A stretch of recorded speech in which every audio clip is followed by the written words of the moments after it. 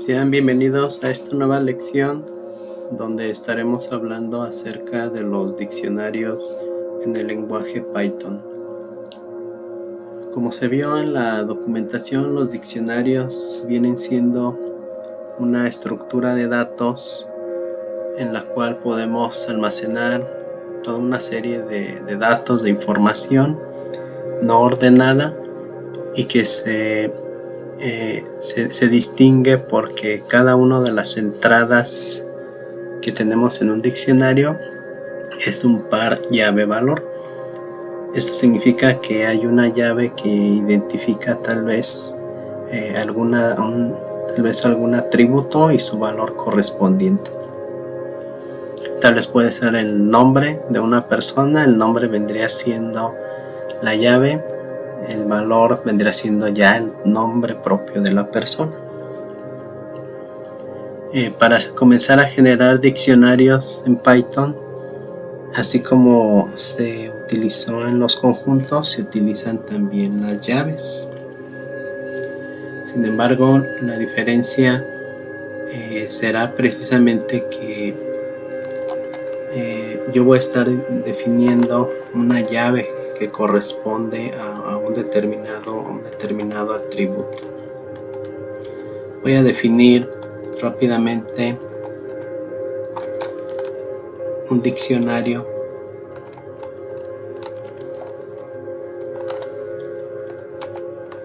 que va a representar información de una persona.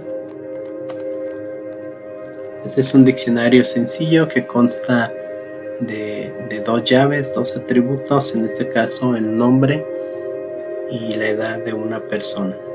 Así como en este momento estoy definiendo la información de una sola persona, realmente se puede definir información de múltiples personas en un mismo diccionario. Más adelante veremos un ejemplo. Yo cuando defino este diccionario, aquí a través de mi notebook, que voy a aprovechar para nombrarlo como diccionarios. Una vez que lo definí, yo lo puedo ejecutar para ver la información que contiene. Un aspecto importante de estos, y es que ya una vez definido el diccionario, yo puedo estar accediendo a cada uno de los atributos o cada una de sus llaves. Vamos a suponer que quiero recuperar tal vez nada más el nombre de la persona. Esto lo voy a hacer utilizando los corchetes y entre comillas o comillas dobles, colocar el nombre de la llave a la cual quiero acceder. En este caso estoy accediendo al nombre de la persona. Estos diccionarios son muy similares a los arreglos, aunque aquí en Python no se les llama como tal arreglos, pero son muy semejantes a los arreglos en otros lenguajes como en Java, en PHP, en C++, entre otros, también conocidos como arreglos asociativos. Aquí en Python los conocemos como diccionarios. Entonces, de esta manera yo puedo estar imprimiendo la información del campo que yo necesite. Otra forma de estar accediendo a los campos de un diccionario es utilizando el método get, que de hecho es como los dos son bastante utilizados, pero como que es más elegante e incluso más común utilizar este método a través del método get. Igual simplemente ponemos al ser un método parte del objeto persona, lo mandamos llamar con punto, nombre del método y entre paréntesis y comillas el nombre del atributo. Ahí imprimo tanto el nombre como la edad de la persona. Una de las operaciones más comunes a la hora de estar generando o trabajando con diccionarios es agregar elementos, tanto agregar, modificar o eliminar.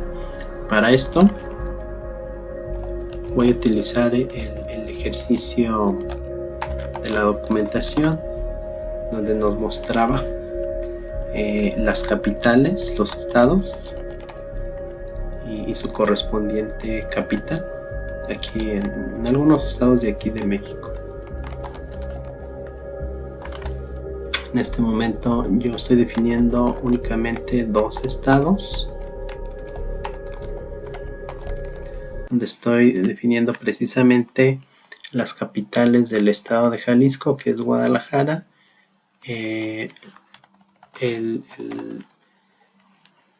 la capital del estado de Morelos, que es Cuernavaca. Entonces la defino, los imprimo y ahí están. Para que yo pueda estar agregando un nuevo elemento a este diccionario, vimos que basta con yo generar la nueva llave que va a representar el nuevo elemento del diccionario. Vamos a suponer que yo quiero agregar a Yucatán, donde su capital es Mérida. ¿De acuerdo? Ya vi que en la definición original de mi diccionario únicamente tengo 2 elementos, su par, llave, valor de ambos, y voy a agregar un tercero correspondiente al estado de Yucatán y su capital Mérida.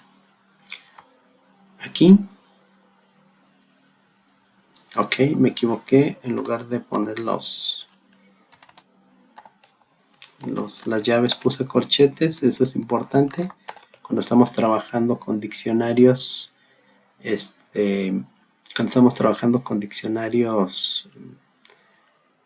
no, perdón, aquí más bien los corchetes sí efectivamente son para definir la llave, ¿sí? Yo aquí simplemente lo que estoy haciendo es generar una nueva llave del diccionario ya existente y asignar su correspondiente valor. Después de esto ya me encuentro con que pues ya tengo a mi nuevo elemento que viene siendo Yucatán con su capital Mérida. Para hacer la modificación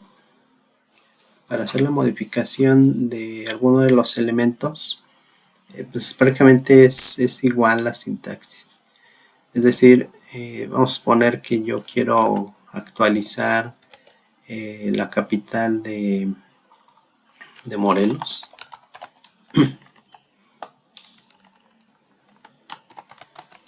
Simplemente por un texto para hacer una prueba. Y vuelvo a imprimir. Ahí vemos que ya se actualizó la capital que corresponde a la llave Morelos, ¿sí? Es decir, cuando usamos esta sintaxis, si la llave no existe, pues la agrega, ¿verdad? Y si ya existe, pues actualiza el dato correspondiente. Entonces voy a volver a dejar este elemento como estaba para indicar que Cuernavaca es la capital del estado de Morelos. Volvemos a imprimir y ahí la tenemos. También podemos hacer la operación de eliminación. En ocasiones queremos eliminar elementos de forma individual, a veces queremos eliminar todos los elementos o incluso eliminar completamente el diccionario. Si yo quiero eliminar, digamos, al elemento que corresponde a Jalisco, voy a utilizar esta sintaxis del, en este caso el nombre del diccionario y la llave del elemento que quiero eliminar. Al volver a ejecutar, y imprimir las capitales, vemos que Jalisco ya no aparece. Si yo quiero, por ejemplo, eliminar todos, voy a utilizar el método clear. A través de este método clear, lo que sucede es que limpia precisamente el diccionario. Ahora ya tenemos, sigue existiendo el diccionario, pero ahora ya está vacío. ¿De acuerdo? Voy a volver a definir el diccionario como lo tenía originalmente. Lo vuelvo a imprimir. Y otra operación que yo puedo hacer es hacer un del, pero sobre prácticamente el diccionario completo. O sea, no una llave en particular, sino el diccionario completo.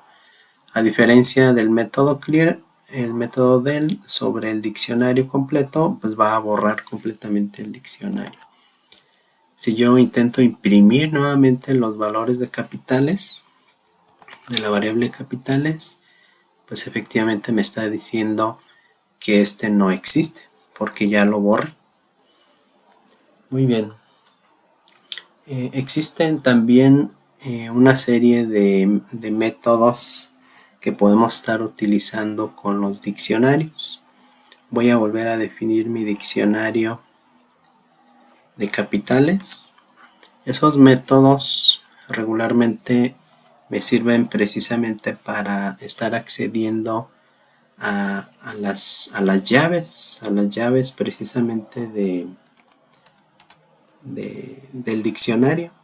Entonces está el método items, que me está regresando una lista de tuplas con los pares llave valor o clave valor, así como existe también el método keys, el cual me devuelve, como su nombre lo dice, únicamente las llaves, o el método values, que me regresa los valores correspondientes. Si a capitales mando a llamar el método items, ahí podemos ver que me está regresando prácticamente pues todos los elementos, ¿verdad? Habíamos visto que incluso esto se puede transformar propiamente ya en una lista, porque aquí verán que me muestra una sintaxis, un resultado un poco extraño, donde me aparece esta leyenda dict items y entre paréntesis propiamente ya los elementos. Si yo quisiera estos elementos como una lista, pues simplemente la transformo a una lista, y ya de esta manera yo ya los puedo estar manipulando a mi conveniencia. También puedo estar imprimiendo las llaves de este diccionario.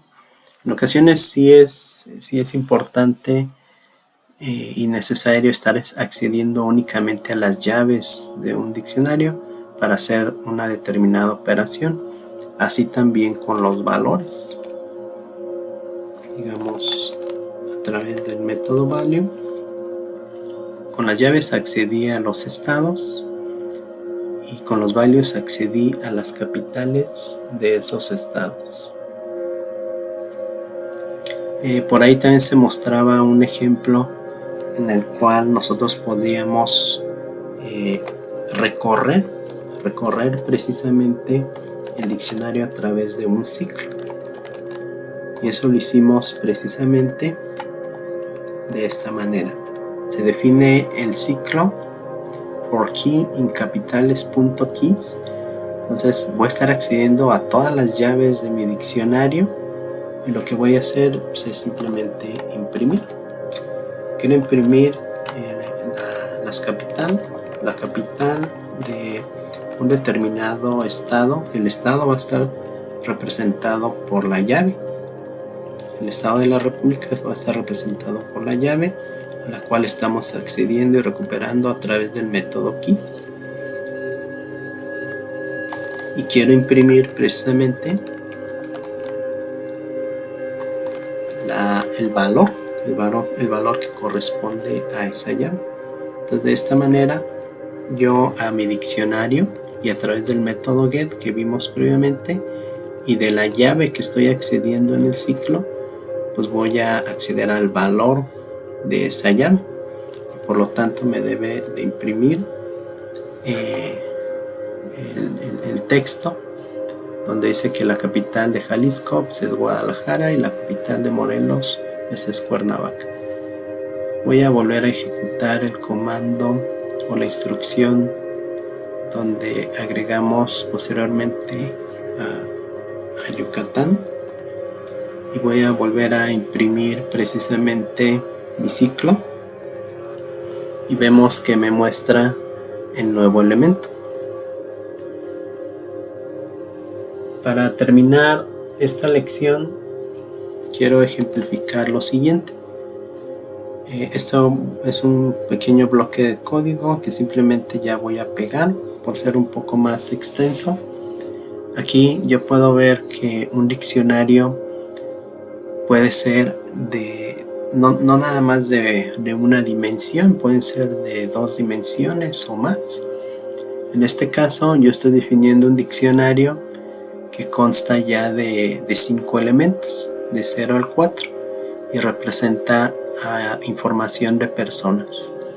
Entonces estoy definiendo mi diccionario con la llave 0 y como valor estoy definiendo otro diccionario que ya representaría formalmente los datos de la persona. En la posición 1 o en la llave 1 tenemos información de otra persona y así sucesivamente.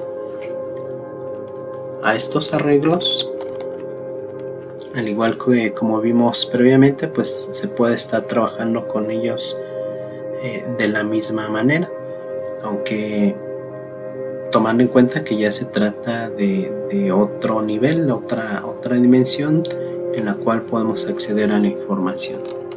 Si yo quiero recuperar, digamos, a la persona Betty, que corresponde a la llave 3, voy a utilizar el método get, pasando el 3 como su llave, y ya puedo recuperar esa información. De la misma forma, si yo quiero acceder tal vez digamos no al registro completo, sino quiero acceder tal vez nada más a alguno de los campos individuales, aquí lo que puedo hacer es nuevamente utilizar el método get, que podemos ver que ya viene siendo pues, anidado como una anidación de métodos, donde primeramente estoy obteniendo al registro de Betty y quiero imprimir tal vez su correo. Ahí podemos ver que ya al momento en que se ejecuta accedemos precisamente al correo electrónico. Ya cuando estemos trabajando con temas de ciencia de datos en Python, veremos que esto será muy común porque regularmente la información que queremos analizar, procesar, pues no viene digamos en unos cuantos campos o en una sola dimensión, viene en varias dimensiones, es mucha más información, grandes volúmenes, y nos veremos en la necesidad de estar accediendo a los campos de forma individual. Espero les haya servido esta lección acerca de diccionarios en Python y nos vemos hasta la próxima.